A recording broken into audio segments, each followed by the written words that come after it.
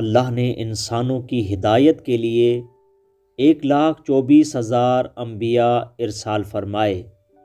یہ 1,24,000 انبیاء انسانوں کی ہدایت کے لیے، انسانوں کو سیدھا راستہ دکھانے کے لیے اللہ نے زمین پر بھیجے۔ مگر ان انبیاء کے آنے کے باوجود بھی بہت سارے ایسے لوگ تھے جنہوں نے خدا کو ایک ماننے کے بجائے اپنے خود ساختہ خداؤں کی عبادت کرنا شروع کر دی۔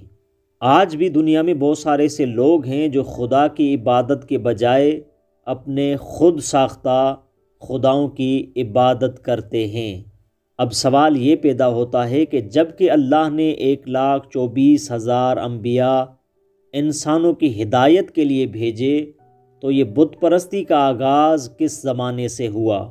حضرت آدم علیہ السلام سے لے کر حضرت نوح علیہ السلام کے زمانے تک بت پرستی نہیں تھی۔ سب کے سب لوگ خدا کو ایک مانتے تھے، خدا کی عبادت کرتے تھے اور صالح لوگ تھے۔ بس اس بت پرستی کا آغاز حضرت نوح علیہ السلام کے زمانے سے ہوا اور حضرت نوح علیہ السلام کی قوم سے ہوا۔ شیطان نے قوم نوح کو دھوکہ دیا، قوم نوح کو فریب دیا، جس کے سبب قوم نوح نے بت پرستی کرنا شروع کر دی۔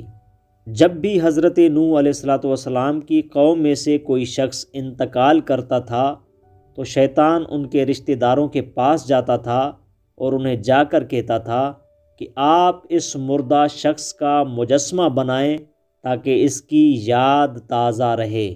اس طرح آہستہ آہستہ مردہ شخصوں کے حضرت نوح علیہ السلام کی قوم نے مجسمے بنائے۔ اس کے بعد ان مجسموں کا احترام کیا جاتا تھا اور احترام کے بعد آہستہ آہستہ حضرت نوح علیہ السلام کی قوم نے ان مجسموں کی عبادت کرنا شروع کر دی۔ اس طرح حضرت نوح علیہ السلام کی قوم سے اس بت پرستی کا آغاز ہوا اور آج پوری دنیا میں بہت سارے ایسے لوگ ہیں جو بت پرستی میں مشغول ہیں۔